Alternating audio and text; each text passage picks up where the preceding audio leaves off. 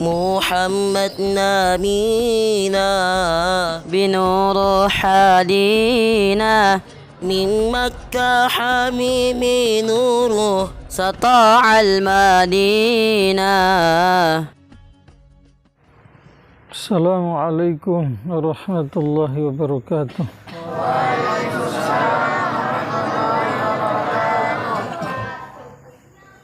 أحمده ونصلي على رسوله الكريم أما بعد.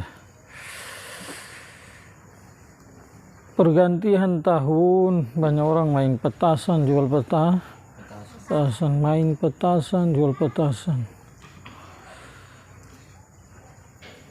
Jualan dalam Islam itu kan boleh, bahkan dianjurkan.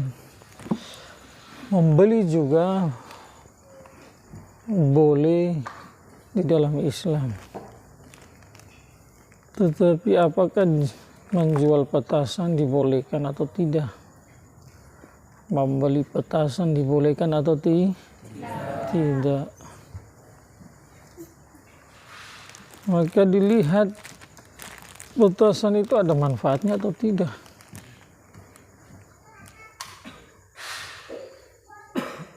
Di dalam Al-Quran Allah sampaikan, wala tubadziru tabzira innal mubazzirina kanu ikhwanas syayatin wa kana syaitanu lirabbih kafura.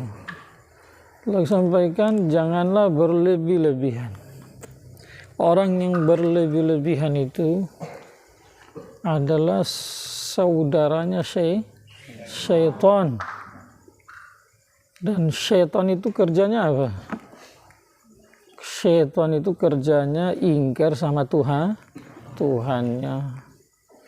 Kerjanya yang menggoda orang agar jauh dari Allah, goda orang agar supaya tidak taat, goda orang supaya hartanya digunakan di salah tempat, digoda orang. Ujung-ujungnya itu setan, kerjanya setan agar manusia menjadi ahli neraka bersama dia di neraka sana itu. Seminim-minimnya, tidak selama-lamanya, tapi mampir dulu di neraka. Tapi target utama adalah jadikan orang menjadi ahli neraka selama-lamanya. Maka hukum menjual petasan itu minimal makruh, maksimal haram. Sama juga orang yang main petasan, membeli dan memain petasan itu minimal makruh, maksimal haram. Makanya orang yang jual-jual petasan itu hartanya tidak berkah. Hartanya tidak apa? Tidak berkah.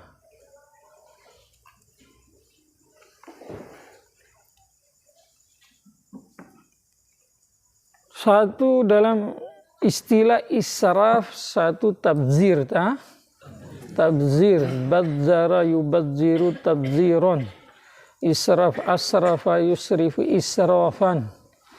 Jadi kalau guru kami Syekh Abdul Musta'an damat barakatuhum, beliau mengartikan ini, membedakan israf dan tabzir. Israf dan tabzir. Contoh supaya mudah kita paham. Satu orang makan satu piring nasi sudah cukup, tetapi dia tambah 2 piring. Berarti piring yang kedua itu namanya israf. Israf. Contoh lagi, itulah. Satu orang cukup pakaiannya 3 atau 4. Tapi dia tambah lagi yang lebih dari 3 itu namanya israf.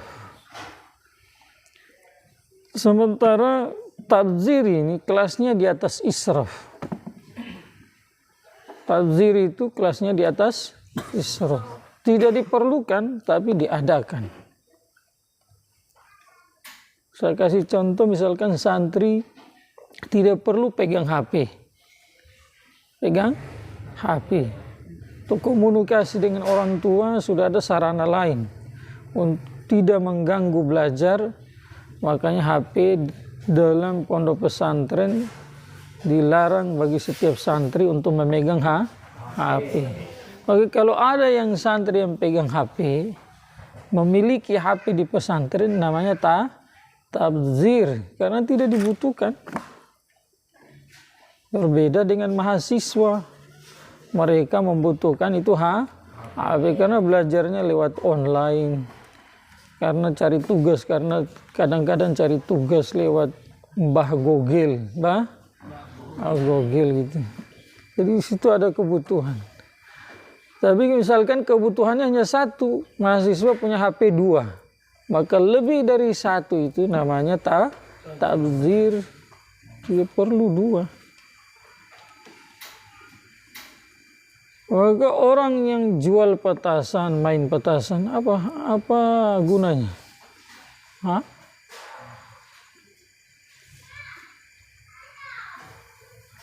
Gunanya adakah?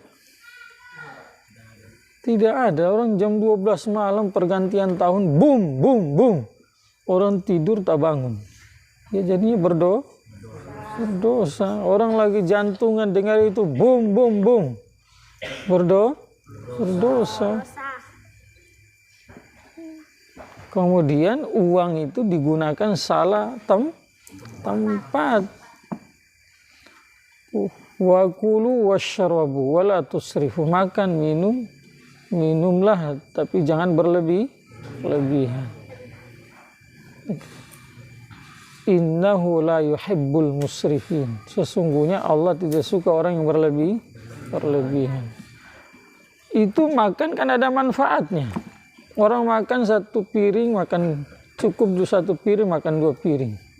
Ya minimal ada manfaat, walaupun karena dia makan berlebihan, maka di situ berlebihannya itu Allah tidak suka. Aslinya ada manfaatnya.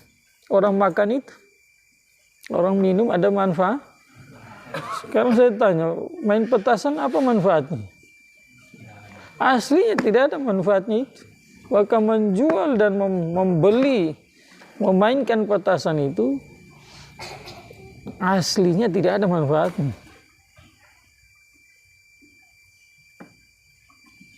Maka menjual dan membeli petasan itu seminim-minimnya adalah hukum makruh, Allah tidak suka.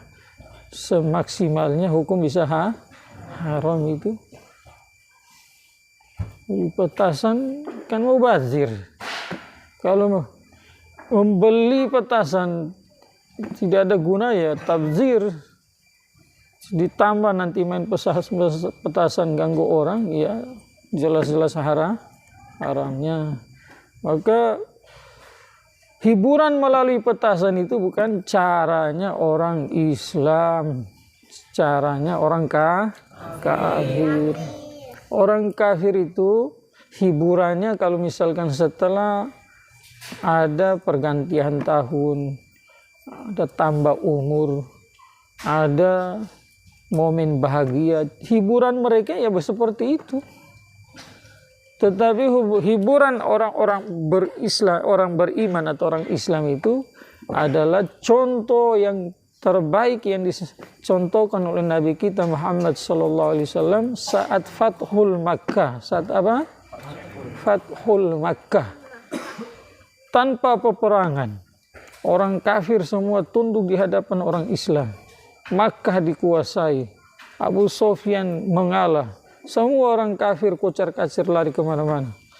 Rasul dalam menghadapi momen yang sangat besar dan bersejarah itu, momen bahagia itu, karena perang itu bukan tujuan awal dalam Islam, bukan bunuh orang itu bukan tujuan awal.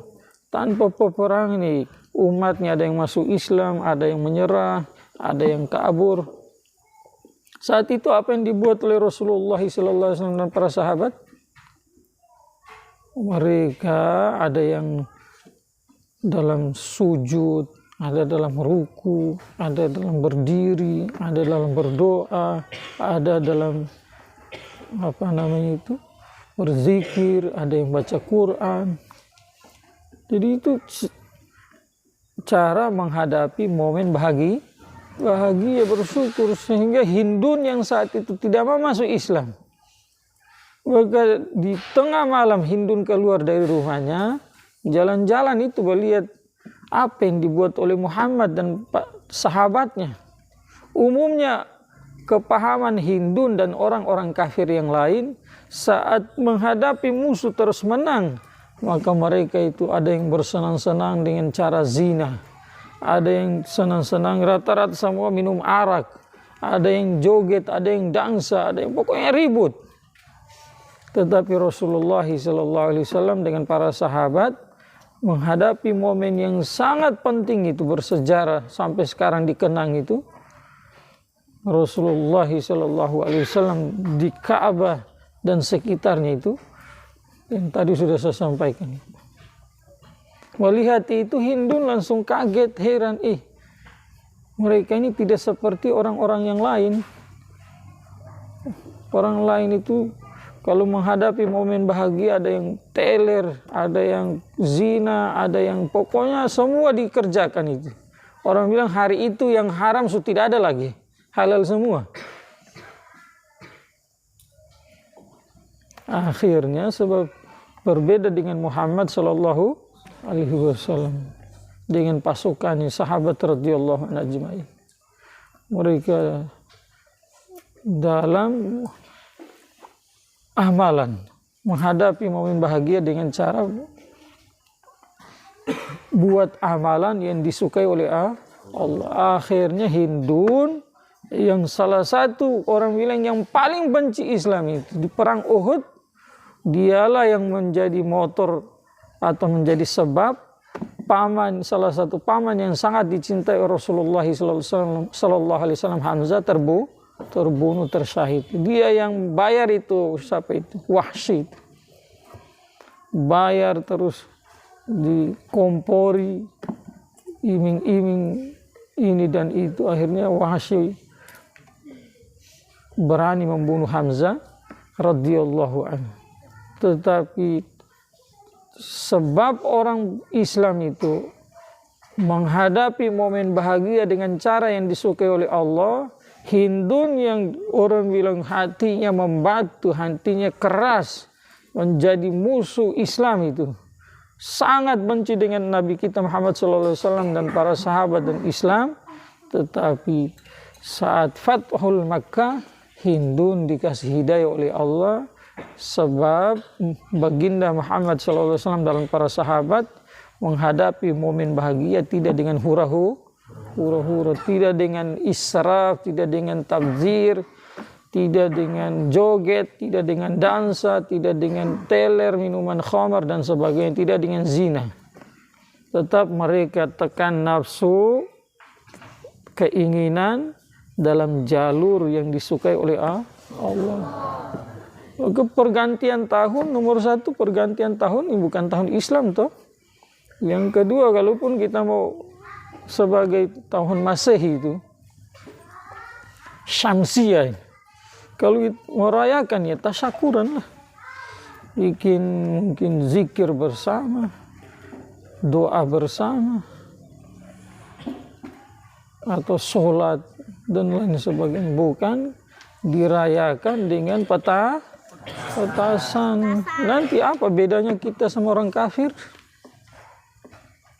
Orang kafir juga merayakan dengan petasan, dengan dandutan, dengan pop, dengan rock, dengan khomar, dengan zina, dengan itu segala macam. Orang Islam juga begitu. Apa bedanya kita sama orang kafir? Tidak ada bedanya.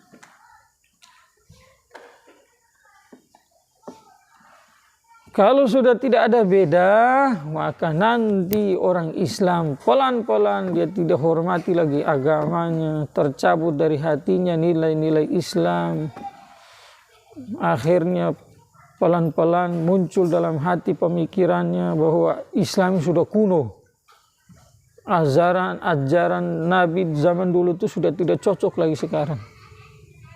Sekarang sudah zaman modern. Orang Islam pelan-pelan murtad dalam muasyarah, murtad dalam akhlak, murtad belum murtad betulan. Ini maksudnya, maksud saya katakan murtad di sini Akhlak yang mulia Nabi itu sudah dia tinggalkan. Muasyarah Nabi, wanita dihormati sudah orang tinggalkan. Wanita sudah dijadikan alat untuk bersenang-senang, tidak dengan cara halal, cara haram. Lama-lama kalau sudah kayak begitu, akhirnya yang berikutnya lagi murtad dalam ibadah. Sudah mereka tinggalkan ibadah. Kalau sudah begitu lama-lama gampang itu. Na'udzubillah, kalau murtad dalam akidah, jadilah orang kafir betulan. Sudah tidak jadi lagi orang Islam itu.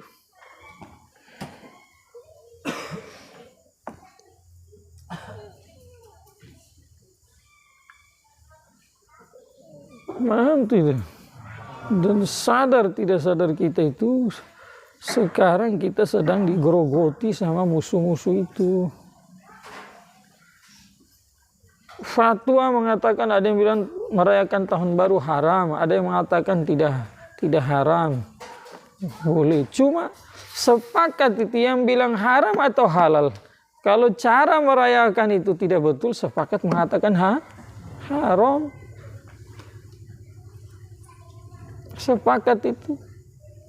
Mau ada yang bilang haram atau halal merayakan tahun baru Masehi. Tetapi tatkala cara merayakannya itu salah, kalau ada yang bilang tidak haram, wah jelas itu dipertanyakan itu orang itu.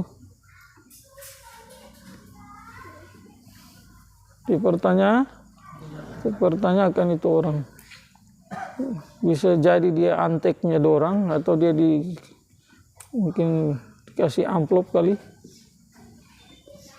atau penelitian dia yang kurang. Waktu belajar dulu tidur kali. Maka sekali lagi, apalagi mau tempat-tempat dulu didatangi gempa seperti di Palu nih. Saat gempa datang semua orang rujuk ilallah. Tidak ada petasan. Sekarang gempa sudah tidak ada lagi. Mulai merayakan tahun baru, lupa lagi sudah gempa yang 3 tahun yang lalu itu. Mau marah nanti lagi Allah itu. Marah lagi, repot lagi, kasihan kita. Yang berbuat, sebab yang berbuat, kalau tidak dilarang, tidak diingatkan, nanti saat datang musibah, musibah akan merata itu. Seperti di zaman Bani Israel, saat Allah tentukan bagi orang Yahudi ibadahnya hari Sabtu. Ibadahnya hari apa? Hari Sabtu ibadahnya. Oke, di hari Sabtu Allah datangkan ikan. Di hari Sabtu dilarang oleh Allah untuk menangkap ikan. Fokus ibadah. Kalau yang tangkap ikan di hari Sabtu berarti pembangkang pendosa. Maka saat itu ada sebagian dari orang-orang yang taat itu, yang berkata kepada orang yang taat saat itu, ada 2 golongan. Ada yang golongan diam saja. Biar saja, tidak usah dilarang mereka itu. Mereka kan yang melanggar, kenapa kita yang repot? Ada sekelompok yang taat, mereka melarang. Jangan, Allah sudah larang itu tangkap ikan di hari Sabtu. Hari Sabtu itu fokus ibadah. Fokus apa? Fokus ibadah. Padahal yang menangkap ikan itu tidak tangkap secara langsung hari Sabtu. Dia bikin itu ada perangkap. Hari Sabtu dia buat perangkap, nanti hari Minggu baru dia tangkap. Tidak dia tangkap di hari Sabtu. Tetapi ini juga melanggar. Yang taat tidak melarang, biarkan saja itu. Mereka kan yang berbuat, kita tidak. Apa urusannya kita sama mereka, biar saja. Yang taat tapi tidak melarang, saat datang azab itu, dua-duanya itu karena yang melanggar dijadikan Allah jadikan mereka sebagai monyet dan babi. juga yang tidak melarang juga Allah jadikan mereka sebagai monyet dan babi. Baku kenal bapaknya ini siapa, anaknya siapa, tapi bentuknya jadi babi dan monyet. Sementara yang selamat siapa? Orang yang taat dan melarang. Paham tidak? Orang yang taat dan melarang diselamatkan oleh Allah dunia dan akhirat. Sementara yang taat tidak melarang disamakan azabnya itu sama dengan orang yang melanggar tadi. Makanya dalam hadis Nabi SAW yang riwayatnya datang dari Ummul Mukminin Aisyah radhiyallahu anha, Nabi bersabda perintahlah orang untuk buat kebaikan dan cegahlah orang dari kemungkaran. Kalau tidak, nanti datang azab. Azab itu bukan hanya menimpa orang yang tidak taat, orang yang melanggar, orang pembangkang, orang pemaksiat, tetapi orang-orang soleh dari kalangan kamu juga akan tertimpa azab. Walaupun nanti kelak hari kiamat dipisahkan orang taat dan tidak taat, tapi di dunia nanti sama-sama itu kena azab semua, bencana semua. Dan sudah Allah buktikan tuh gempa 3 tahun yang lalu. Datang gempa itu dia pilih-pilih, rumahnya orang sholat ini jangan digoyang-goyang. Ada begitu? Tidak ada. Kenapa? Karena kita tidak saling baku kasih ingat.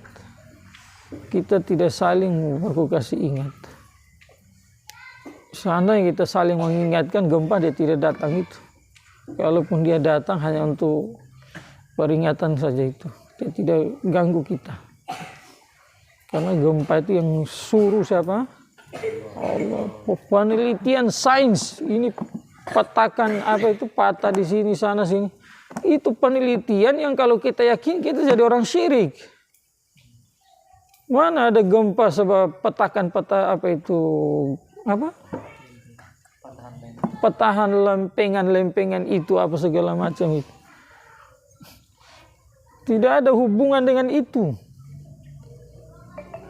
Di zaman Umar bin Khattab radhiyallahu anhu terjadi gempa, tidak ada penelitian sains.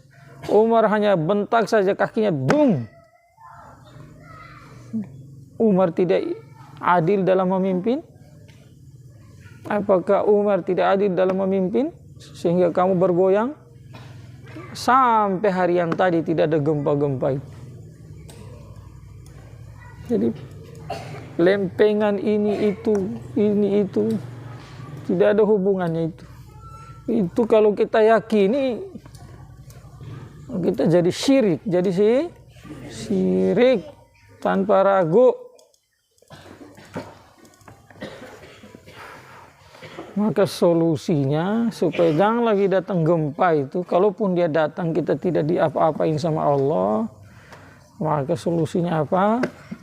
Jangan kita rayakan tahun baru ala orang kafir, tapi kita rayakan tahun baru ala Nabi kita Muhammad sallallahu alaihi wasallam supaya selamat dunia, selamat akhirat.